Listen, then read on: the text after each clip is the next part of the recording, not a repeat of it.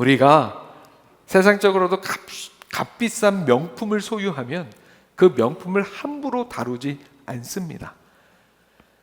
그 용도에 맞게, 그 가치에 맞게 조심스럽게 잘 사용합니다. 여러분, 우리의 인생도, 우리의 삶도 그런 삶이 될 수 있어야 합니다.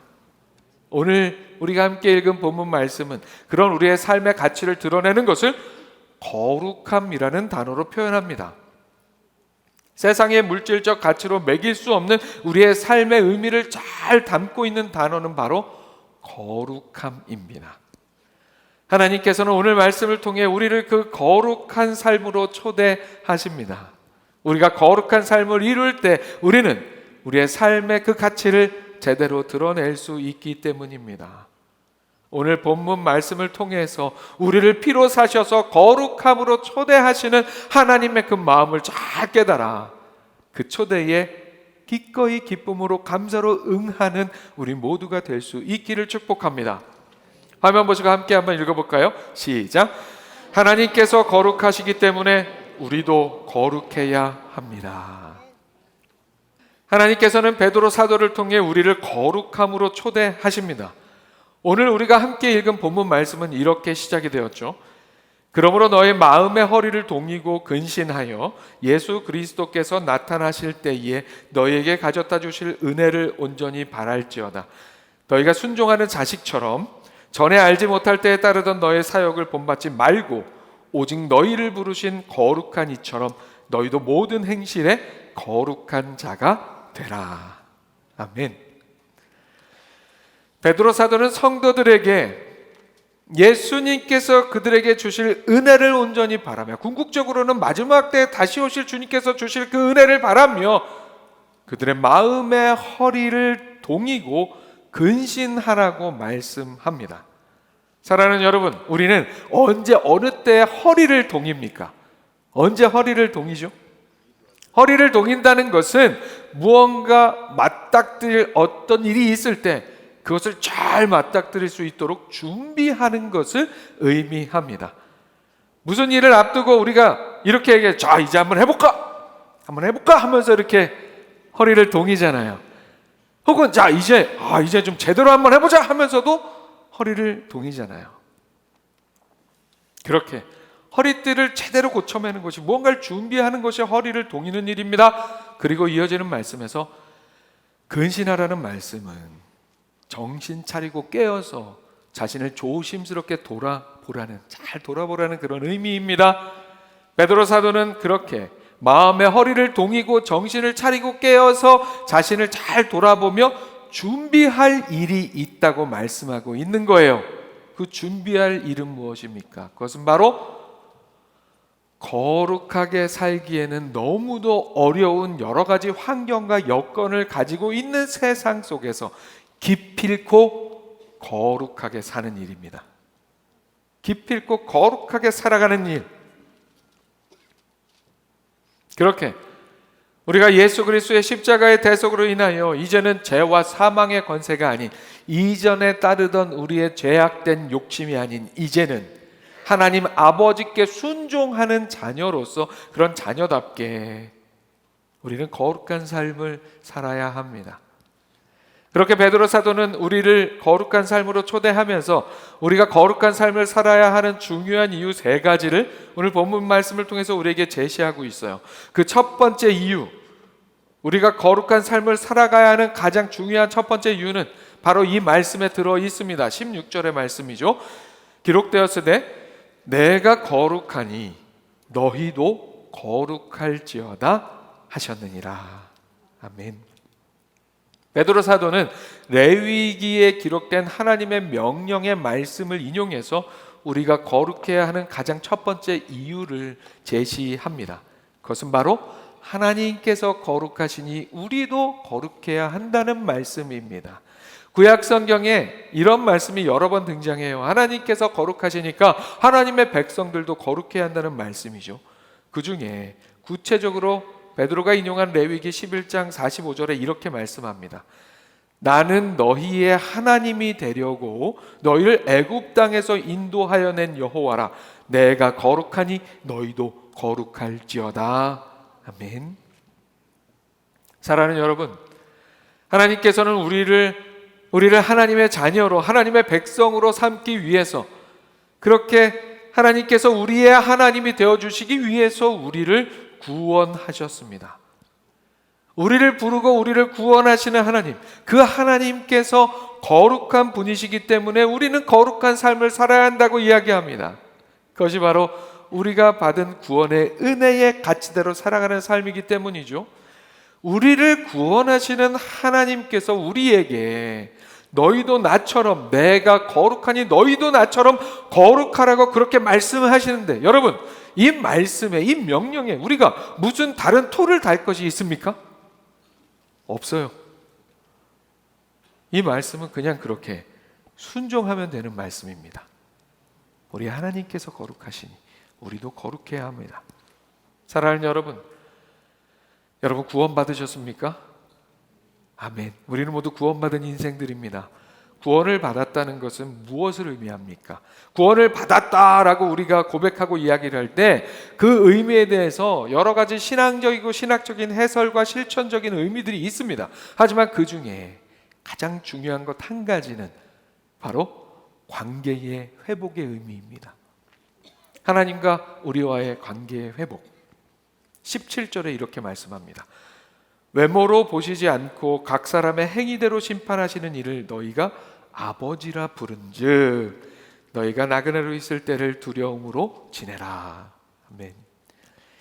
이 구절의 말씀에서 가장 중요한 의미는 바로 우리가 아버지라고 부른다는 말씀입니다. 누구를 아버지라 부릅니까? 여호와 하나님을 아버지라 부릅니다. 우리의 외모, 즉 우리 인생의 어떤 조건이나 환경이나 신분이나 이런 것이 아닌 그 철저한 공정함으로 우리 인생들의 행위를 통해 심판하시는 하나님, 그 하나님을 우리가 아버지라 부를 수 있게 되었습니다. 그렇기 때문에 우리는 이 땅의 나그네의 삶을 살아가는 동안, 본향을 향해서 나아가는 나그네의 삶을 살아가는 동안 두려움으로, 이 두려움은 사랑으로 인한 두려움이에요. 그야말로 거룩한 사랑의 두려움. 우리의 하나님 아버지, 우리가 아버지라고 부르는 그분께 누가 되지 않도록 그렇게 이 땅의 나그네의 삶을 거룩하게 살아야 한다는 그런 말씀입니다. 왜요? 하나님을 사랑하니까. 죄로 인해서 하나님과 단절되었던 그 관계가 십자가 구속의 은혜로 말미암아 회복이 되었습니다. 우리는 하나님과 아버지와 자녀로서 상호 관계를 갖는 특권을 누리는 존재가 되었습니다. 그렇다면 그 관계에 합당한 우리의 삶의 모습을 가져야 하는 것은 마땅한 일입니다. 거룩하신 하나님께서 그 거룩의 자리로 우리를 초대하고 계시는 것입니다. 그런 것과 비슷합니다. 우리 아버지가, 내 아버지가 아주 훌륭한, 하나님 앞에서도 신앙적으로도 세상적으로 세상 사람들에게도 인정받는 공정하고 정의로운 판사라고 한다면, 내 아버지가 그런 분이라고 한다면 그 자녀로서 살아가는 우리의 삶이 아버지를 정말 사랑하고 존경하는 마음으로 판사인 아버지의 자녀답게, 판사인 아버지의 자녀로서 부끄럽지 않게 살기 위해 최선을 다하는 그런 사랑의 마음, 진심의 마음, 그런 마음으로 우리도 거룩하신 우리 하나님 아버지처럼 거룩한 삶을 살아가야 합니다. 우리를 자녀 삼아주신 하나님의 그 은혜를 제대로 깨달을 때 거룩한 하나님이 우리 하나님이신 것이 너무도 감사하고 좋아서 우리도 기꺼이 그 거룩한 삶을 향해 달려갈 수 있습니다. 그런 삶을 살아가는 우리 모두가 될 수 있기를 소망합니다. 우리의 행위가 구원의 조건이 되는 것은 아니에요. 우리가 뭔가 일을 행했다고 해서 구원받게 되는 것은 아니에요. 하지만 우리의 행위가 하나님 앞에서나 사람들 앞에서 구원받은 증거가 되는 것이라는 사실을 우리는 잊지 말아야 합니다. 우리는 참으로 외모로만 성도의 삶을 사는 것이 아니라 우리의 삶의 실천으로 구원의 증거를 드러내는 그런 우리의 삶이 될 수 있어야 합니다. 그 구원의 증거는 우리가 하나님 아버지의 자녀답게 하나님 아버지처럼 거룩한 삶을 이루는 일에 있습니다. 그래서 바울 사도는 두렵고 떨림으로 구원을 이루라고 말씀한 바가 있습니다. 우리 아버지 하나님이 거룩하시니 우리도 두렵고 떨림으로 우리의 구원을 이루어 아버지처럼 거룩한 삶을 살아가는 우리 모두가 될 수 있기를 축복합니다. 화면 보시고 다시 한번 함께 읽습니다. 시작. 우리는 그리스도의 피로 구원받았기 때문에 거룩해야 합니다. 이어지는 오늘의 본문 속에서 우리가 거룩해야 하는 두 번째 이유를 찾아볼 수 있습니다. 18절과 19절의 말씀입니다. 너희가 알거니와 너희 조상이 물려준 헛된 행실에서 대속함을 받은 것은 그 은이나 금같이 없어질 것으로 된 것이 아니요 오직 흠없고 점없는 어린 양 같은 그리스도의 보배로운 피로 된 것이니라. 아멘. 하나님의 사랑과 은혜로 예수 그리스도의 십자가와 부활의 은혜와 능력으로 구원받은 우리의 인생이 거룩해야 하는 두 번째 이유는 우리의 구원의 핵심에 흠 없고 점 없는 어린 양 같은 예수 그리스도의 보배로운 피가 놓여 있기 때문입니다. 앞서 서두에 이야기 나눈 것처럼 흠 없고 점 없는 어린 양 같은 그리스도의 보배로운 피가 우리를 구원하시기 위해 하나님 아버지께서 지불하신 값입니다. 그만큼 우리의 구원이 아주 쉽게 표현해서 그만큼 우리의 구원이 정말 비싸다는 의미입니다. 정말 비싸다는 의미예요. 우리의 구원이. 왜요? 그 값을 예수 그리스도의 피로 지불했기 때문입니다. 우리의 구원은 너무도 비싼 거예요. 물론 하나님께서 우리를 구원하시는 그 은혜는 우리의 입장에서는 값없는 은혜입니다. 값없이 주시는 은혜입니다. 우리가 구원을 받기 위해서 지불해야 하는 것, 우리가 지불해야 하는 어떤 것, 그것이 돈이든 어떤 행위든 간에 우리가 구원받기 위해서 지불해야 하는 것은 없습니다. 우리가 구원을 받기 위해서 무슨 값을 지불하거나 대가를 치르는 것은 없습니다. 그저 우리는 예수 그리스도의 십자가 대속의 은혜를 믿는 그 믿음으로 인하여 구원받습니다. 그러나 그렇다고 해서 그 은혜가 우리가 치루어야 하는 어떤 값이 없다고 해서 그 은혜가 빚이 떡과 같은 은혜일 수는 없습니다. 우리가 그런 말 하잖아요. 싼 게 빚이 떡이다. 싼 게 빚이 떡인데 구원은 우리가 받기 위해서 우리가 내야 하는 값조차 없으니 빚이 떡보다 못한 것입니까? 사랑하는 여러분, 우리는 뭔가 값을 지불하지 않아도 되는 공짜라고 하는 것에 대해서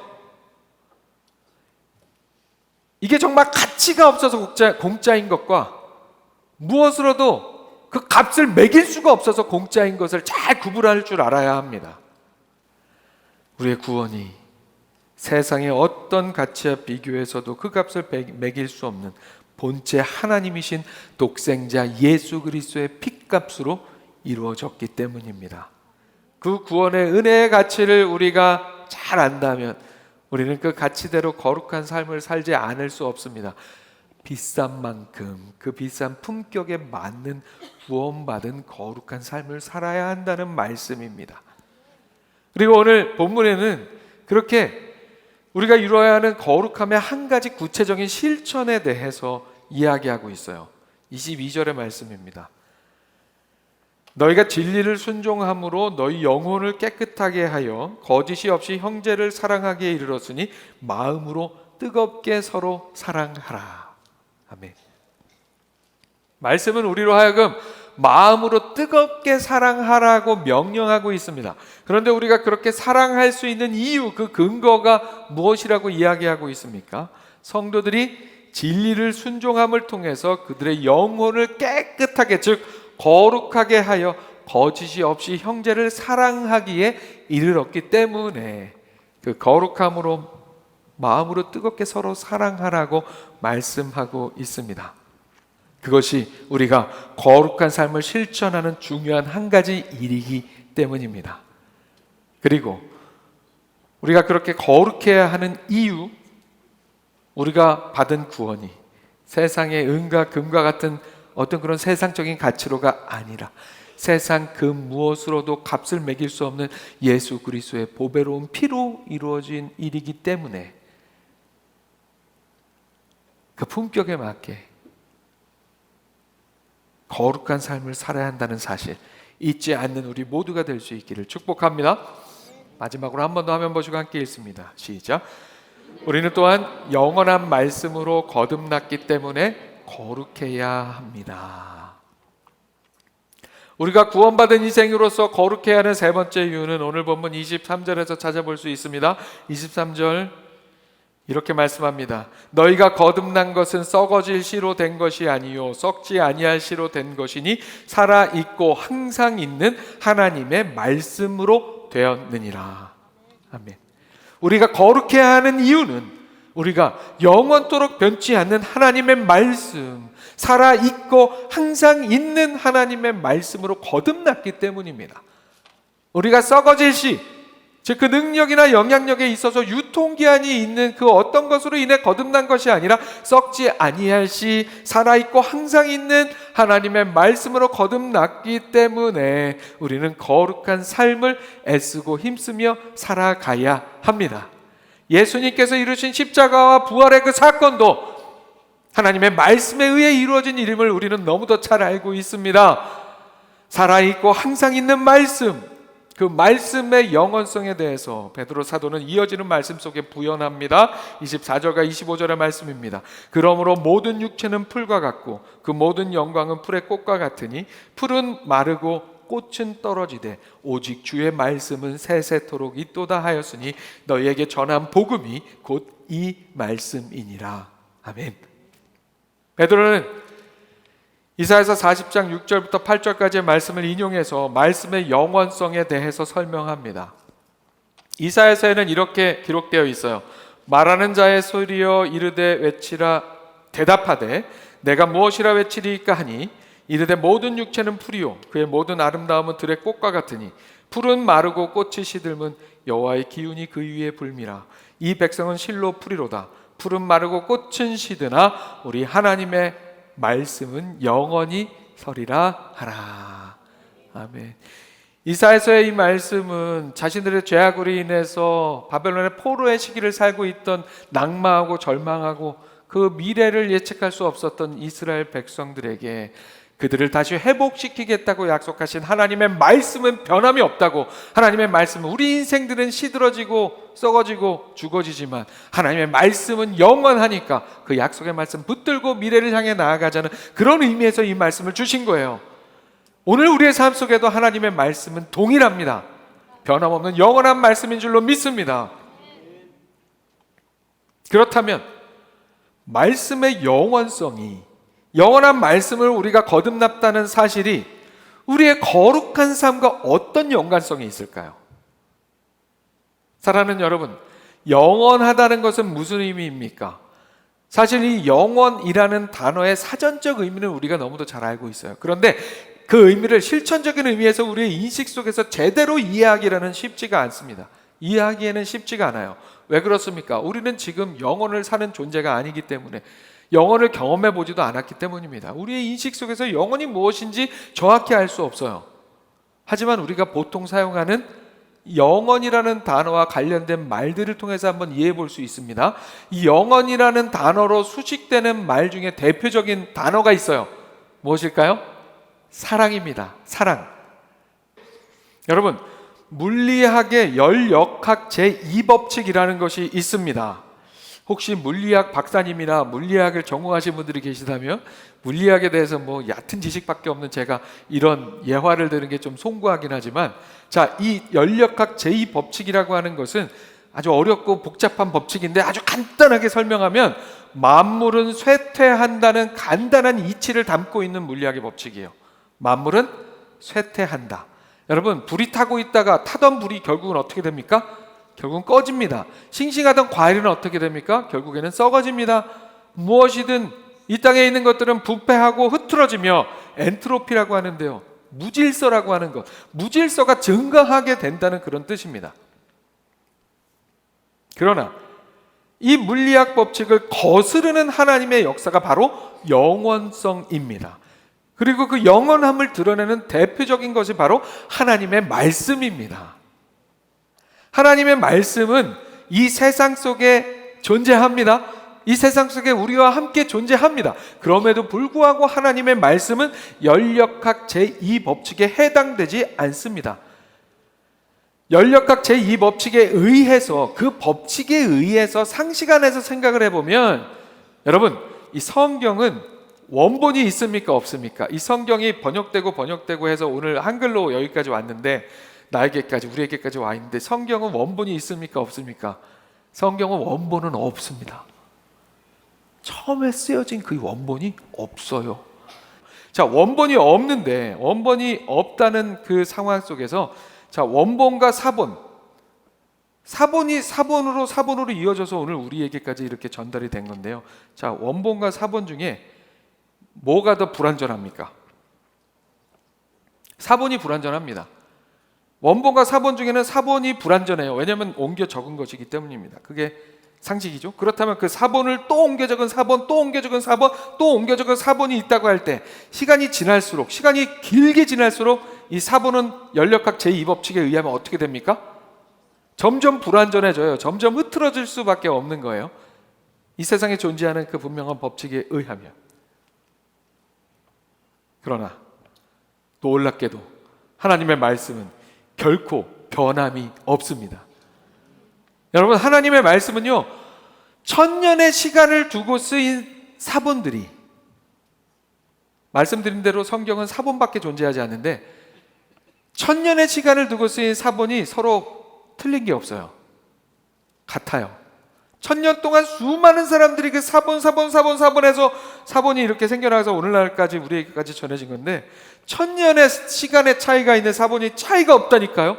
왜요? 이게 사람이 이룰 수 있는 일일까요? 이룰 수 없는 일이에요. 이룰 수 없어요. 우리의 인생은 어떻습니까? 그냥 말을 하더라도 누구 남녀를 놓고서는 야, 저 두 사람 참 어울린다라는 말부터 시작하면 한 일주일만 지나면 어떻게 됩니까? 전해지고 일주일, 야, 쟤네 둘 애 낳대. 이렇게 되는 게 우리 인생이에요. 인간의 힘으로는 그렇게 할 수 없어요. 하나님께서, 하나님의 말씀이 우리에게 전달되는 과정을 인간의 손에 맡기셨지만 하나님께서 간섭하시고 하나님께서 이루신 역사이기 때문에, 여기 말씀은 그냥 세상의 한 권의 다른 책과 같은 그 중에 한 권의 책이 아니기 때문에 살아계신 하나님의 말씀이기 때문에 결코 변함이 없습니다. 썩지도 않습니다. 사라지지도 않습니다. 흐트러지지도 않습니다. 하나님의 말씀은 우리에게 주어진 그때부터 영원까지, 아니 영원에서부터 영원까지 변함없는 하나님의 말씀인 줄로 믿습니다. 그렇기 때문에 그 완전하고 영원한 하나님의 말씀으로 거듭난, 그 말씀에 약속된 하나님의 역사에 의해서, 십자가 부활의 역사에 의해서 거듭난 우리의 삶은 그래서 변함이 없어야 합니다. 사랑하는 여러분, 오늘 말씀 기억하시면서 거룩함에 대한, 그야말로 거룩한 도전을 받는 우리 모두가 될 수 있기를 소망합니다. 그 구체적 실천으로 오늘 본문에는 사랑에 대해서 이야기하고 있어요. 하지만 그 외에도 우리가 지금 도전받고 있는 우리의 거룩함이라는 주제에 대한 실천적 지혜들이 많이 있어요. 그 지혜를 성령 하나님께 간구하며, 그래서 그것을 실천해 나가며, 그렇게 하나님께서 우리를 부르시는 거룩한 삶으로의 초대, 그 말씀의 도전에 기꺼이 감사함으로 적극적으로 응하는, 그래서 거룩한 삶을 이뤄나가는 우리 모두가 될 수 있기를 주님의 이름으로 축원합니다.